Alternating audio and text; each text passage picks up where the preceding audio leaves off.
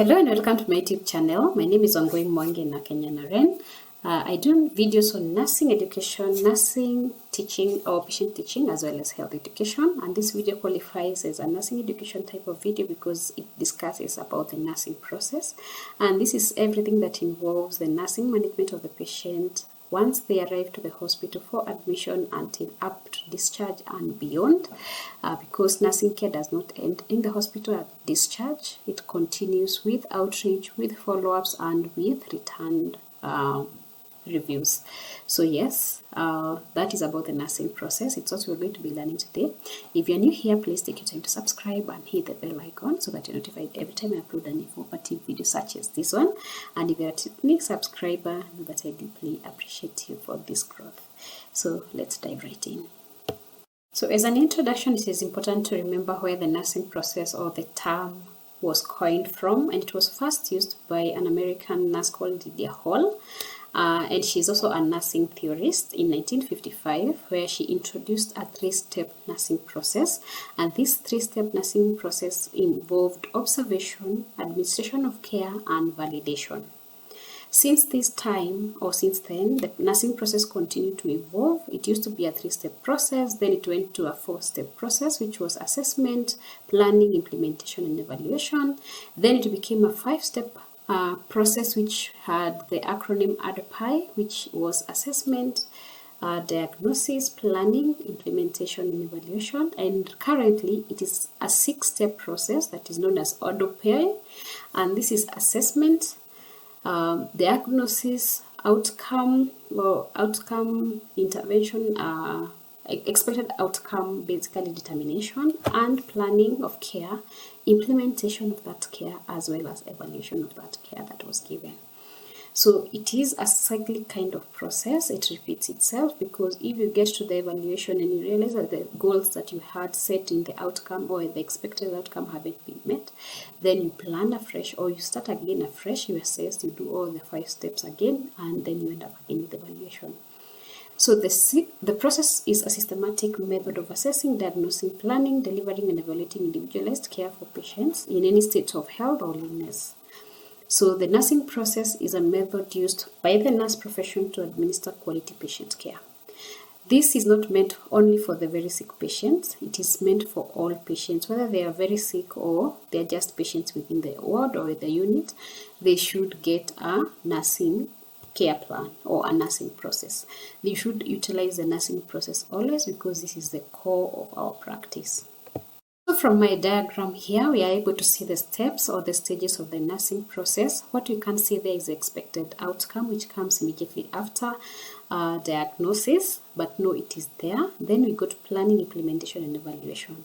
It repeats itself because you have to keep assessing and evaluating your care. Immediately you implement, you have to evaluate that care based on the rationale and the expected outcome, because that is the standard of care, or the standards against which you're going to evaluate the care that you have provided and the outcomes that you have achieved actually according to, or comparing them to the expected outcome you had set as you began the plan of care.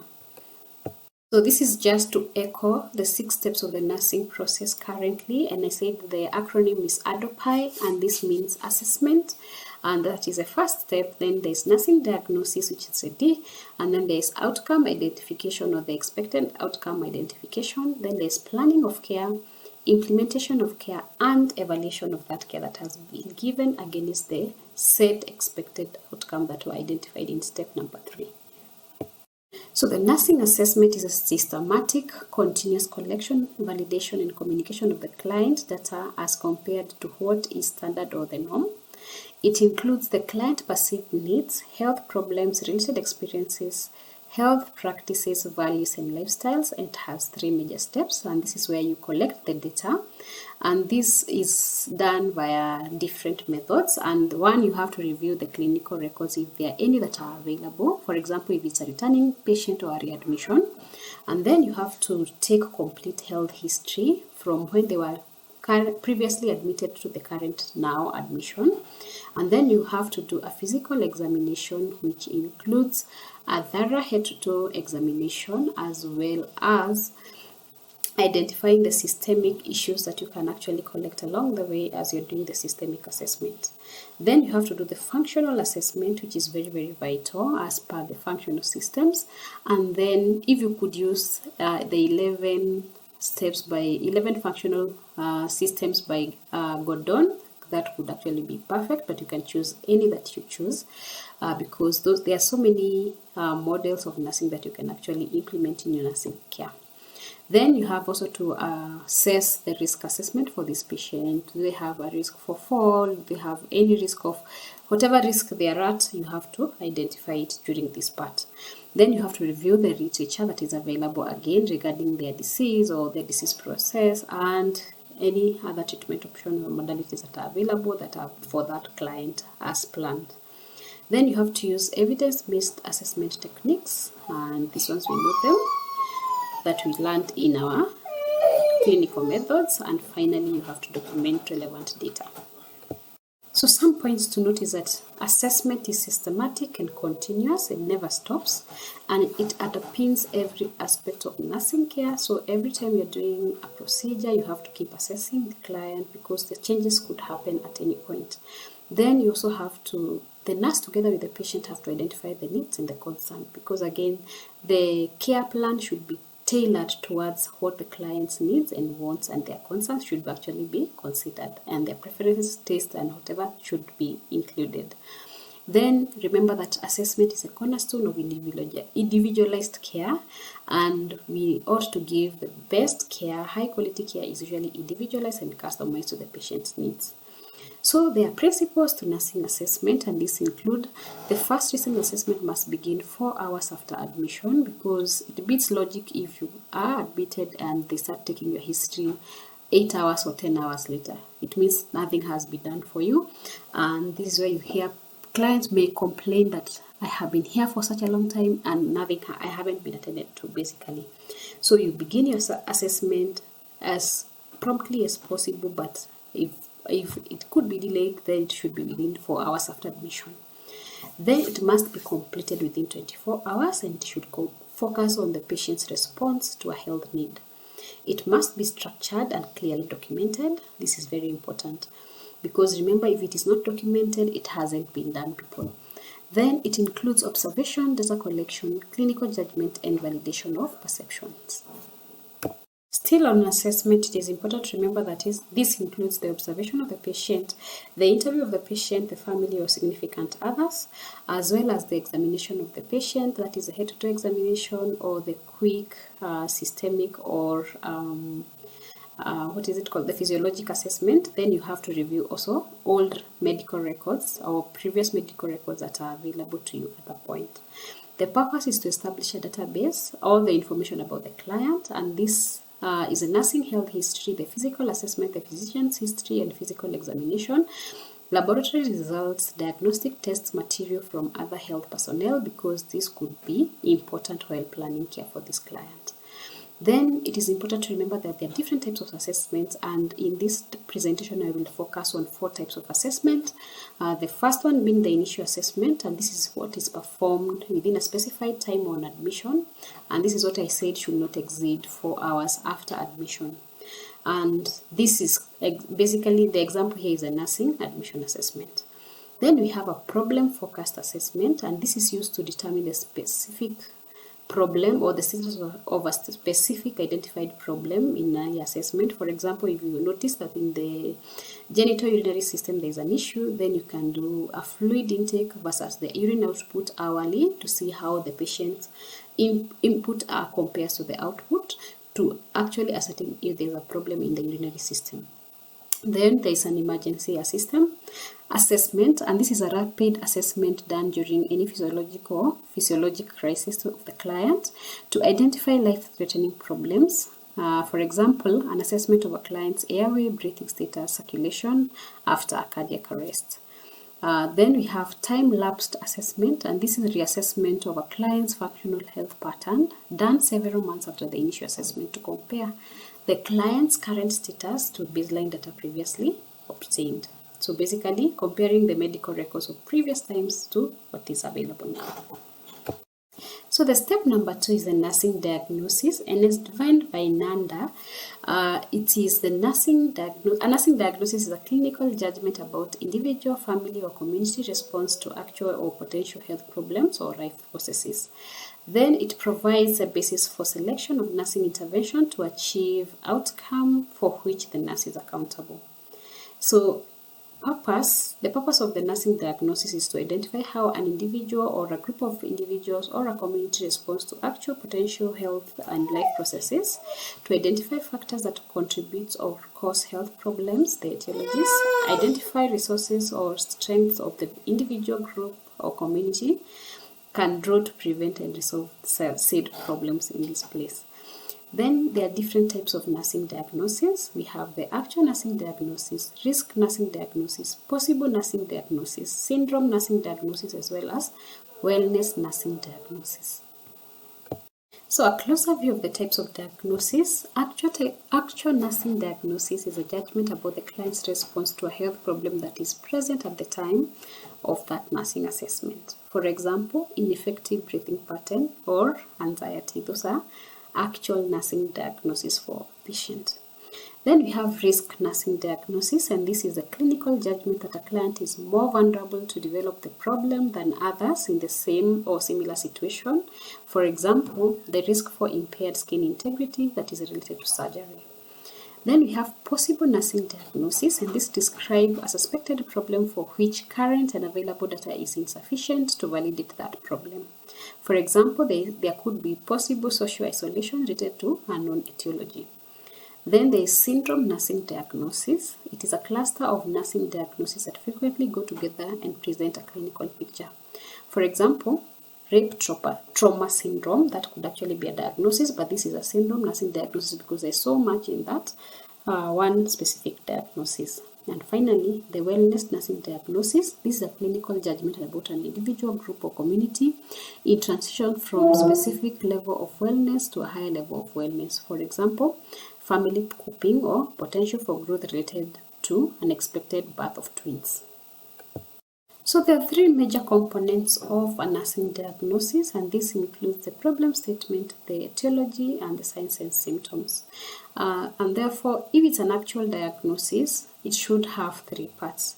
That is the statement of the problem, and then it should be related to what is causing it, or the etiology, and it should be as evidenced by the signs and symptoms or the characteristics or the clues that have been observed, or the vitals or whatever it has been that tells you that there is a problem in that system. So problem statement is a diagnostic label, and it describes the client health problem or response for which nursing therapy is given clearly and concisely in a few words. For example, knowledge deficit, maybe about medications. Other qualifiers could be impaired or decreased or ineffective or acute or chronic pain. So those are other qualifiers that can be used for this specific type of problem statement. So you're putting a diagnostic label on that issue. Then on the etiology is the second part of the nursing diagnosis, where you say related to the factors, the risk factors. This component identifies one or more probable causes of that health problem. It helps the nurse give individualized patient care. For example, anxiety related to hospitalization. So the etiology here of this anxiety is the patient being hospitalized. So the question would be, is it possible to discharge this client and provide home-based care? Would they be better? Will they be free from the anxiety? So then finally, we have defining characteristic or the evidence. So these are clusters of signs and symptoms that can indicate the presence of the particular diagnostic label. For example, if the diagnostic label is fluid volume deficit related to the etiology, which is decreased oral intake, the evidence is manifested by dry skin and mucous membrane. So that is the evidence for you to say that this patient has this diagnostic label. So the nursing diagnosis stage has 4 steps, and these include comparing clinical findings with the normal and abnormal variations and development of events. Then you interpret that data, identify cluster of clues or cause, and then make hypotheses, test those hypotheses, and derive the diagnosis. Then you have to validate those diagnoses, and then finally document the diagnosis. So step number 3 is outcome identification, and this refers to the formulation and documenting measurable, realistic, and client-focused goals that will provide the basis of evaluating the nursing diagnosis. So the purpose I've already mentioned in this definition, and it is to provide individualized care, to promote client participation, as well as to plan care that is realistic and measurable. And this will be to allow involvement of support people. So it is very, very important to have these outcomes identified. Activities in this third step is to establish a client goals and outcome criteria. Client goals is an educated guess made out of a broad statement, or made as a broad statement about what the client state or condition will be after the nursing intervention is carried out. These are written to indicate the desired state. They contain action, words or verbs, and qualifiers that indicate the level of performance that needs to be achieved. So examples of these verbs used in client's goal includes calculate, classify, communicate, define, demonstrate, describe, construct, and so on and so forth. So basically, for example, if like what we had talked about, the fluid volume deficit, we could say that the patient will be free from, or the patient will achieve or maintain ideal fluid volume deficit for his body or her body. So step number 4 is planning in the nursing process, and this involves determining before and the strategies or course of actions to be taken before implementation of the nursing care. So to be effective, the client and his family should be involved during the planning phase of this process. And the purpose is to determine the goals of care, the course of actions to be undertaken during the implementation phase, to promote continuity of care, to focus on charting requirements on the nurse's part, and to allow for delegation of specific activities. The plan of care should follow setting priorities of care by the patient. Then the guidelines for setting priorities should include life-threatening situations should be given the highest priority. So for example, if using the principles of ABC, airway, breathing, and circulation, the patient isn't breathing or the airway is not patent, that is what you start with as you move downwards. Then it is also important to incorporate Abraham Maslow's hierarchy of needs, because that model will help you prioritize. So if the patient has a need that is in the physiological hierarchy, you should start with those ones before you go to those maybe of love and belonging or safety and whatever. Then consider something that is very important to the client, because their value systems, their beliefs, their cultural beliefs, their spiritual beliefs should be incorporated in their care, because it must matter a lot to them, even more than what you're doing for them at that point. So it is in this stage that we develop a nursing care plan, and nursing care plans is a formal process that include correctly identifying existing needs as well as organizing potential needs or risks. Care plans also provides a means of communications among nurses, their patients, and other healthcare providers to achieve healthcare outcomes. Care plans help nurses focus on patients in a holistic, big picture way so that they can deliver evidence-based and patient-centered care. So care plans also help hospitals ensure continuity of care across nursing shifts, promote interpersonal or interprofessional collaboration by getting everyone on the same page, and meet documentation requirements for insurers and governing bodies. So there are different types of nursing care plans. We have both formal and informal nursing care plan. And for formal nursing care plans are further classified as either standardized or individualized. So for the standardized one, there are those that are used for specific units, for a group of patients having similar or close to similar needs at that point, health needs, so it is easier to standardize the care plan. But when it comes to the individualized, you customize according to the client's needs at that point. So this is a sample nursing care plan for a patient with pneumonia or with respiratory issues. And to begin with, the first column again is about the first step of the nursing process, which is about assessment. And this area you will record or you list the cues that you have observed or you have measured, and you can actually tell from observing the client. And this could include some observations that you have taken, the vital observations. It could be maybe something that is on the bedside that pertains to that client's condition of health at that point. Something observed such as dyspnea or difficulty in breathing, abnormal breath sounds that you have auscultated and heard, and then heart rates that you have actually done when you're doing your vital signs, restlessness that you can observe, productive cough that the patient can report to you or you can observe. So those are the cues that you will put on the assessment area. Then after this, you're going to do the diagnosis. For example, impaired gaseous exchange related to correction of mucus in the airway. So there is airway obstruction. So what is the expected outcome? Therefore, the patient will maintain optimal gaseous exchange. And what would be the intervention? Therefore, assess the respirations, note quality, rate, rhythm, depth, use of accessory muscles, ease and position of assumed for easy breathing. Position assumed for easy breathing. Then you elevate the head and encourage frequent position changes, deep breathing, and effective coughing. The step number 5 of the nursing process is implementation, and this is where you put the nursing care plan into action. Now that you develop the nursing care plan in the planning phase that we had seen before, the purpose of this implementation is to carry out planned nursing intervention to help the client attain goals and achieve optimal level of health. So the activities here will involve reassessing to ensure a prompt attention to emerging problems, setting priorities to determine the order in which the nursing interventions are carried out, perform nursing intervention, and this may be independent, dependent or collaborative measures. You record those actions, you complete the nursing intervention, relevant documentation must always be done.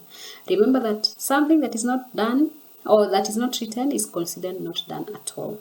So it would be hard for you to explain that you actually gave care if you forgot to document that care.